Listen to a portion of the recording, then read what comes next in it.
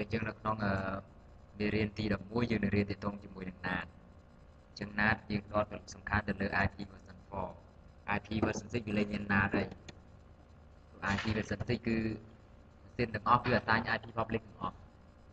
ចឹងណាតវាសំខាន់នេះចឹងទី1ដែលយើងត្រូវស្គាល់ទាក់ទងជាមួយនឹង NAT operation ចឹង NAT វាធ្វើការយ៉ាងម៉េចដែរទៅមកទៀតទាក់ទងជាមួយនឹង configure NAT យើងត្រូវចេះ configure NAT មាន2មាន static និង dynamic ហើយមាន path មួយទៀតហើយដល់ពេលយើង configure ហើយចាំបើវាអត់ដើរយើងត្រូវដោះស្រាយវាយ៉ាងម៉េចចឹងយើងត្រូវចេះដោះស្រាយបញ្ហាជាមួយនឹង NAT អូខេអញ្ចឹងនៅក្នុងមេរៀនទី11សំខាន់ដែលគេឲ្យយើងស្គាល់ទី1គឺទាក់ទងជាមួយនឹងលក្ខណៈរបស់ NAT អញ្ចឹង NAT មានលក្ខណៈយ៉ាងម៉េចឥឡូវយើងគិត NAT យើងគិតដឹងគឺវាសម្រាប់បកប្រែ IP នេះមូលហេតុឲ្យយើងត្រូវការ NAT សំខាន់បំផុតមូលហេតុឲ្យត្រូវការបកប្រែ IP ដោយសារយើងមាន IP private យើង IP private អ៊ីនធឺណិតអត់ស្គាល់ទេអញ្ចឹងដើម្បី IP private អាចស្គាល់ទៅអ៊ីនធឺណិតបានគឺយើងត្រូវប្រើប្រាស់ NAT អូខេហើយគេទាក់ទងជាមួយនឹងbenefit ហើយជាមួយនឹងផលវិបត្តិនៃ NAT អូខេមួយទៀតគឺយើងត្រូវចេះ configure NAT ទាក់ទងជាមួយនឹង static NAT អញ្ចឹង NAT វាមានពីរសំខាន់ៗមាន static និង dynamic អញ្ចឹងយើងត្រូវស្គាល់ពីរហ្នឹងហើយត្រូវចេះធ្វើវាទៀតហើយដល់ពេលយើងស្គាល់ពីរហ្នឹងហើយគឺយើងត្រូវចេះមួយទៀតដើម្បីបន្ថែមគេហៅថា path port address translation អញ្ចឹង NAT វាពេញយ៉ាងណាNAT វាពេញយ៉ាងនេះ network address translation អញ្ចឹងន័យថាទាក់ទងជាមួយនឹងការបកប្រែ IP address ហើយយើងត្រូវចេះ configure ទាក់ទងជាមួយនឹង port forwarding port forwarding គឺយើងឲ្យ configure នៅក្នុង link sys device ឬក៏ TP link ឧបករណ៍ router តូចៗអញ្ចឹងណាយើងអាចធ្វើអានឹងទៀតមកហើយយើងគេឲ្យយើង configure ទាក់ទងជាមួយនឹង NAT 69តែ NAT 69ហ្នឹងគឺវា limited ពីច្រើនគឺយើងអត់សូវប្រើវាទេសម្រាប់បកប្រែពី IP version 6ទៅ IP version 4ហើយមួយទៀតគឺយើងត្រូវចេះប្រើ command so ដើម្បី verification ថាតើ NAT របស់យើងដើរឬមិនដើរអូខេនេះទាក់ទងជាមួយនឹង NAT គេថាមូលហេតុអីគេប្រើប្រាស់ NAT អញ្ចឹងទី1ទាក់ទងដោយសារ IP private address space នៅក្នុង IP version 4ដោយសារតែ IP public របស់យើងវាអត់គ្រាន់អញ្ចឹងគេត្រូវបង្កើត address មួយដែលបានចេះនៅក្នុង standard ឬក៏គេសរសេរថា RFC មកពាក្យថា request for command 1918ហ្នឹងគេប្រើប្រាស់ IP ហ្នឹងទៅតែក្រុមហ៊ុនណាក៏អាចមានសិទ្ធិប្រើប្រាស់ IP ហ្នឹងបានដែរក៏ប៉ុន្តែរាល់ IP RFC 1918ទាំងអស់ចង់ឡើងអ៊ីនធឺណិតគឺដាច់ខាតត្រូវការ IP public មួយឬច្រើនដើម្បីឡើងទៅបានអញ្ចឹងបានយើងត្រូវការប្រើប្រាស់ NAT ហើយគេថានេះ IP address space is not big enough to uniquely address all the devices that must be connected to the internet អញ្ចឹងមូលហេតុហ្នឹងយើងប្រើប្រាស់ NAT យើងមានថាដោយសារ IP version 4របស់យើងអត់គ្រប់គ្រាន់សម្រាប់ដាក់ឲ្យឧបករណ៍មួយទេអញ្ចឹងយើងត្រូវការប្រើប្រាស់ NAT ដើម្បីបកប្រែ IP ទាំងអស់នោះដើម្បីវាអាច connect វា multi-bridge internet ដែរជាពិសេសដែលយើងប្រើប្រាស់ NAT ច្រើនគេគឺទូរស័ព្ទដៃរបស់យើងនេះពេលយើងប្រើប្រាស់ 3G វាត្រូវការចាប់ IP address មួយពេលវាចាប់ IP address គឺជា IP address សម្រាប់ version 4 IP private ហើយបើសិនជាយើងប្រើប្រាស់អញ្ចឹងណាឧទាហរណ៍ថាយើងប្រើប្រាស់ជាមួយនឹង smart ក្រុមហ៊ុន smart ដូចគ្នាហើយយើងប្រើប្រាស់យើងមើលថាតើ IP ទូរស័ព្ទយើងអាចបាន IP ប៉ុន្មានហើយយើងយក system មួយ scan មើលថាតើមាន phone ប៉ុន្មានដែលប្រើប្រាស់ក្នុង range របស់យើងហើយយើង scan ឃើញបើសិនជា phone ណាដែលមាន jailbreak វាច្រើនគឺបើក port របស់យើងបើក port ទៅយើងអាចបើសិនជាគេខ្លាចខាង hack អីចឹងគេអាច hack ចូលទូរស័ព្ទដៃរបស់យើងបានដោយសារតែដោយគ្រាន់តែគេប្រើប្រាស់សេវាជាមួយយើងអញ្ចឹងន័យថាយើងជាមួយគេនេះគឺនៅក្នុង network ជាមួយគ្នាពីព្រោះអីគេនៅក្នុង service provider គេមានអាសាយ address ឧទាហរណ៍/8យើងនៅពេញទាំងអស់យ៉ាងមកអញ្ចឹងទូរស័ព្ទនៅពេញតែ connect ទៅ smart ឬ connect ទៅ mobile ដូចគ្នាមិនគាត់តែ smart ទេកាល mobitel ដូចគ្នាតែអញ្ចឹងយើងសាកយក software search ទៅឃើញហើយទូរស័ព្ទប្រមាណដែលកំពុងតែ online ជាមួយយើងហើយយើងអាចជាយាមសាក attack មើលទៅថាយើងចង់ធ្វើអញ្ចឹងបើសិនជាយើងប្រើប្រាស់ភាគច្រើនយើងទូ ទូរស័ព្ទដៃរបស់យើងគឺវាបើក switch FTP បើសិនជាយើង install FTP រូបថតរបស់យើងអីគឺគេអាច access បានaccess ចូលបានអញ្ចឹងយើងប្រយ័ត្នផ្លេចហ្នឹងមើលទូរស័ព្ទរបស់យើងតើ switch FTP បើកអត់បើសិនជាយើងបើក switch FTP គឺគេ access ចូលវាមាន record មួយហៅថា autonomous ហ្នឹងគឺ FTP វា allow ហ្មង FTP allow អញ្ចឹងបើសិនជាយើងមាន share រូបថតអីតាមទូរស័ព្ទរបស់ដៃរបស់យើងអញ្ចឹងគេអាចលុយយកថតយើងជាពិសេសថាទូរថតយើងស្រីស្អាតអញ្ចឹងណាគេថត 60 គេចង់មើលខ្លួនឯងអញ្ចឹងគឺគ្រោះថ្នាក់កន្លែងហ្នឹងអាហ្នឹងប្រយ័ត្នមួយពួកយើងមាន FTP វា enable ដល់ជាពិសេសគឺទូរស័ព្ទពួក iPhone ដែលយើង crack បើ Android វាជា open source ហើយអញ្ចឹងវា code វាងាយស្រួល hack ទេ Android បើសិនជាគេចេះ hack ពួក Apple វាពិបាក hack ក៏ប៉ុន្តែបើសិនជាយើងប្រើ software crack គឺគេស្រួល hack ចូលវិញអាហ្នឹងមួយយ៉ាងដែរពួកយើងពេលយើងអាចចង់នេះទៅយើងអាចសាក scan ទៅឃើញទូរស័ព្ទប្រមាណដែលកំពុងតែ online ជាមួយយើងអាច hack បានអត់ share Wi-Fi ទេទូរស័ព្ទយើងមិនប្រើ 3G ទេអត់ហើយ 3G យើងមិនអាច access internet បានដើម្បី access internet បានគឺទូរស័ព្ទយើងត្រូវការ IP មួយពី service provider ឬក៏ operator នឹងផ្ដល់ឲ្យឧទាហរណ៍យើង connect ទៅអង់តែនមួយជាមួយគ្នាអញ្ចឹងទូរស័ព្ទគេមិន connect អង់តែននឹងដែរហើយគេមិនចាប់បាន IP បារ៉ែជាមួយយើងដែរអញ្ចឹងយើង scan ទៅគឺ IP ដែល rank មួយគ្នាឃើញទាំងអស់យើងចង់បើសិនជាទូរស័ព្ទយើងអត់មានលទ្ធភាពខ្ពស់យើងស្ទា Wi-Fi ចូលនៅក្នុងកុំព្យូទ័រយើងមកយើងមានតែកុំព្យូទ័ររបស់យើងគឺវាឆ្លងកាត់ទៅតាម phone អញ្ចឹងគឺវាអាច search មើល IP របស់ phone ឃើញហើយ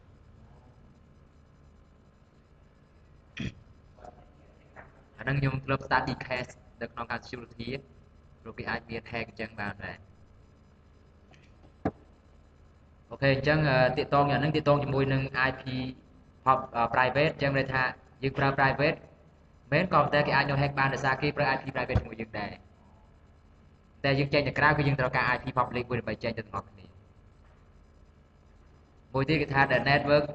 private addresses are described in RFC 1918 and are to designed to use within an organization on site only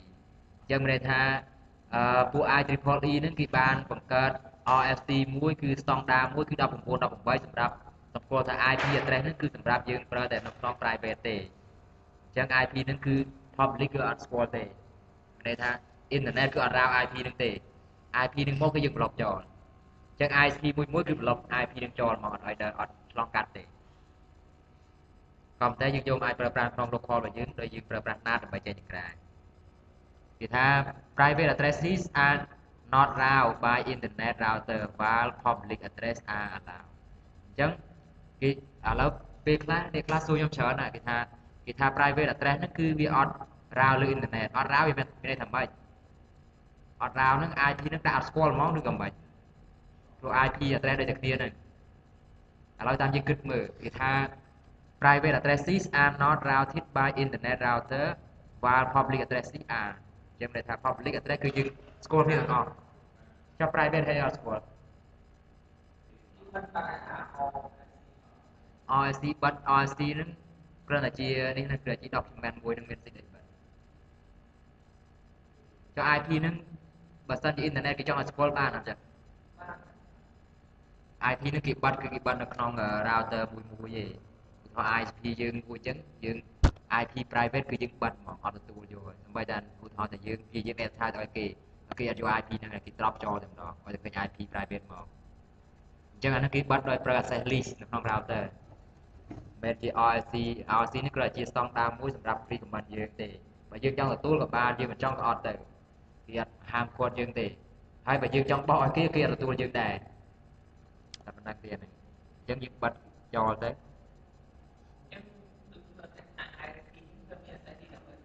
ខ្ញុំមានហ្នឹងបាត់ចោលទៅអូខេហើយមួយទៀតគេថា private addresses can alternate IP version for security but because they aren't routed by the internet device they first need to be translated អញ្ចឹងមានន័យថា private address ហ្នឹងគឺយើងអាចប្រើប្រាស់បាន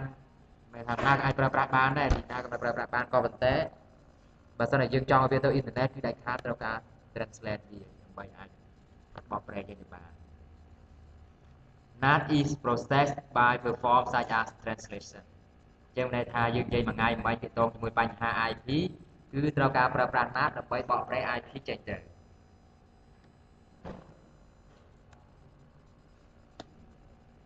អូខេនេះគឺជា IP address private address ដែលយើងគេហៅថា RST 1918ហ្នឹងអញ្ចឹងមាន10.0.0/8 10.0.0.172.16.00/12 192.0.8.0/16 ចឹង IP នេះគឺជា private rank ហើយឲ្យយើងឃើញ IP នេះគឺ private អញ្ចឹង ISP ទាំងអស់គឺត្រូវ drop IP នេះចូលអត់យកទេបាត់ចូលតែម្ដងខ្ញុំដូចជាមាន access link មួយដែលគេសម្រាប់បិទហ្នឹង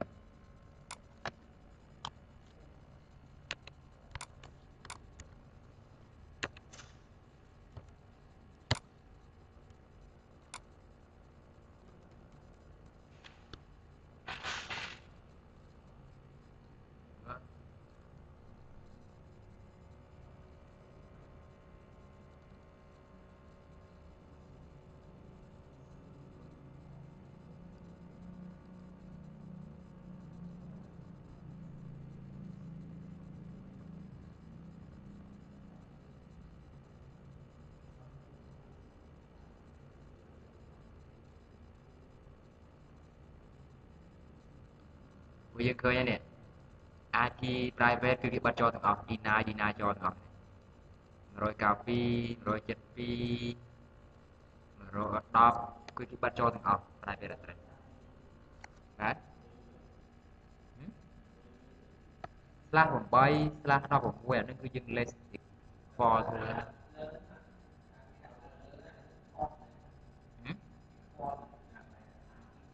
32នេះមានន័យថា rank របស់យើងពី /8 ទៅដល់ 32អញ្ចឹងឲ្យ IP មាន / ប្រមាណក៏ដាក់ឲ្យ IP នឹងគឺយើងបិទចូលទាំងអស់អូខេអញ្ចឹងដឹងថា IP version 4ជាលក្ខណៈ private គឺយើងអត់ចូលទេយើងបិទចូលទាំងអស់តែបើសិនជា IP នឹងចង់ access internet គឺដាច់ខាតត្រូវមាន NAT ដើម្បីបកប្រែទៅបើអត់ NAT បកប្រែ IP នឹងទេគឺអត់អាច access internet រួចទេអូខេឥឡូវនេះទាក់ទងជាមួយ NAT ស្អីគេ NAT ពាក្យពេញអីគេ Network Address Translation NAT is a process used to translate network addresses អញ្ចឹងន័យថា NAT គឺជា process មួយប្រើដើម្បីបកប្រែ IP អញ្ចឹងបកប្រែពី IP វាអាចបកប្រែពី IP public ទៅ private ពី private ទៅ public ឲ្យទៅបកប្រែ IP គឺ NAT ហើយមួយទៀត NAT primary use is to conserve public IP version for address អញ្ចឹងន័យថាតួនាទីរបស់ NAT គឺវាប្រើប្រាស់ដើម្បីសន្សំសំចៃIP version 4យើងជាលក្ខណៈ public ពីព្រោះ IP version 4យើងគឺវាឥឡូវអស់ហើយឥឡូវ request លេខមានហើយយើង request ទៅវាទៅអង្គការដែលគ្រប់គ្រង IP ហ្នឹងចែកអស់ហើយលេខមានចែកបាន IP version 6ទេមានន័យថាឧទាហរណ៍យើងចង់ប្រើអញ្ចឹងក្រុមហ៊ុនយើង request បានពីមុនសល់អូខេអញ្ចឹងទៅមួយទៀត NAT usually implement at the border route network device អញ្ចឹងន័យថា NAT ហ្នឹងគឺយើងប្រើប្រាស់ពីច្រើនគឺលើឧបករណ៍ដែល connect ទៅ ISP ព្រោះឧបករណ៍ connect ISP គឺវាមាន public IP address អញ្ចឹងយើងអាចធ្វើ NAT បានបើឧបករណ៍អត់មាន public IP គឺយើងអត់ធ្វើ NAT ទេសាច់ firewall or router អញ្ចឹងអាចធ្វើលើហ្នឹងសំបីតាពួក link stick យើងអត់តូចៗក៏វាមាន NAT ដែរក៏តែ NAT automatically គឺយើងអត់ពេចគឺទេគឺវាធ្វើឲ្យវិញម្ដង LAN គឺ IP private ដល់ពេល port WAN គឺ IP public អញ្ចឹងដល់ពេលយើងដាក់ IP public លើ port WAN ដាក់ IP private លើ port LAN គឺវា automatic NAT តែយើងម្ដងហ្នឹងគេតងមួយ link stick តូចៗណាហើយថា NAT allow a network to use private addresses internally only translate to public address when needed អញ្ចឹងន័យថា NAT ហ្នឹងគឺ IP ខាងក្នុងរបស់យើងប្រើ private មកប្រើទៅក៏ប៉ុន្តែបើយើងចង់តាក់ទងខាងក្នុងយើងត្រូវការ public address អត់ចាំបាច់ទេមែនទេយើងប្រើ IP private នេះស្គាល់គ្នាទេក៏ប៉ុន្តែដែលយើងត្រូវការគឺត្រូវការនៅពេលដែលយើងចង់ access internet ទេ ចង់ set Google ចង់ set Facebook YouTube Twitter អីចឹងទៅអញ្ចឹងយើងត្រូវការ brand ដើម្បីបកប្រែមួយទៀតគឺថា device within organization can be assigned private addresses and operate with locally unique addresses អញ្ចឹងមានន័យថាម៉ាស៊ីនយើងមួយខាងក្នុងគឺយើងចាំបាច់ដាក់ IP public ទេដាក់ IP address ទៅគឺយើងអាចទាក់ទងគ្នាបានហើយwhen traffic must be set or received to or from an organization or internet the border router translate addresses to the public and global unique addresses ចឹងមានន័យថាបើសិនជាយើងប្រើខាងក្នុងអូខេមិនចាំបាច់ public ទេក៏ប៉ុន្តែបើសិនជាយើងចង់ access internet ចង់ access ខាងក្រៅគឺយើងដាច់ខាត router របស់យើងត្រូវបកប្រែ IP ឯងបកប្រែ IP មួយពី private ទៅ IP public មួយដើម្បីយើងចេញទៅក្រៅបានព្រោះគេអត់ស្គាល់ private យើងទេគេស្គាល់តែ public យើងទេឧទាហរណ៍យើងពីច្រើនយើងចេញទៅក្រៅចេញទៅក្រៅគឺយើងតំណាងឧទាហរណ៍តំណាងប្រទេសកម្ពុជាចឹងទៅគេអត់ស្គាល់ថានៅខេត្តណាគេអត់ចាប់អារម្មណ៍ទេខេត្តណាខេត្តទៅថាគេដឹងតែមកពីកម្ពុជាមានប្រទេសខ្លះស្គាល់យើងទៀតអរេតែពេលយើងទៅក្រៅចឹងណាគេសួរមកពីណាកម្ពុជាគេមិនដឹងមកពីណាតែវាច្រើនបើសិនជាអ្នកដើរច្រើនគឺគេស្គាល់តែដូចយើងលើកខាងក្នុងនេះដែរវាខ្លះស្គាល់ប្រទេសនេះដែរ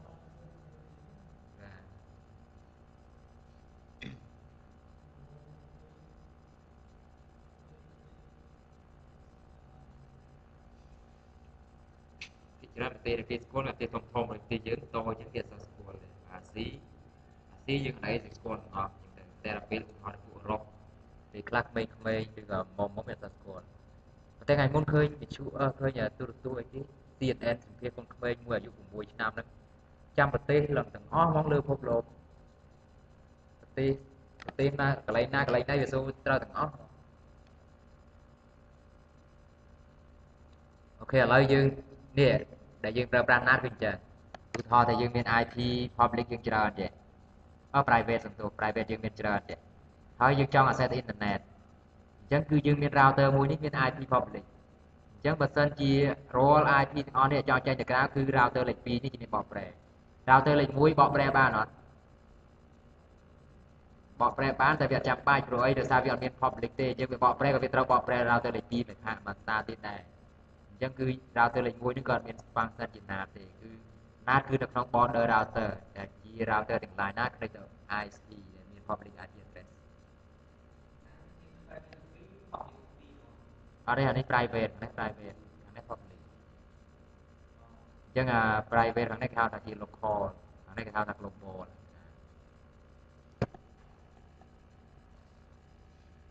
អូខេអញ្ចឹងអានេះតកតងជាមួយនឹង keyword ខ្លះៗដែលយើងត្រូវស្គាល់ជាមួយនឹង NAT អញ្ចឹងគេថា NAT inside network is set as the device to private addresses អញ្ចឹងនៅក្នុង local network យើងគឺយើងដាក់ assign IP ជា private ដល់ពេលនៅខាងក្រៅគឺយើងដាក់ assign IP ជា public ហើយដល់ពេល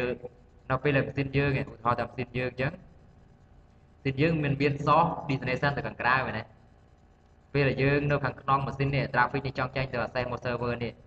អញ្ចឹង IP របស់យើងគេហៅថា inside local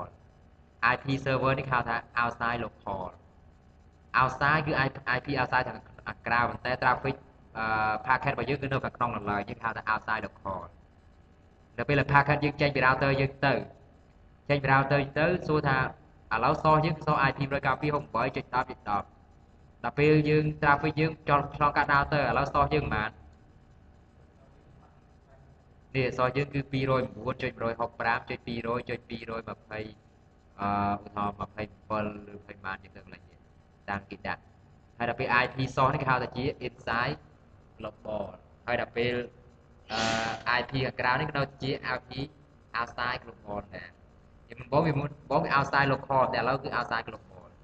ដោយសារវានៅខាងក្រៅអញ្ចឹងមានប្រមាណ inside local address មានន័យថាម៉េច IP private របស់យើង inside global address មានន័យថាម៉េច inside global address មានន័យថាម៉េច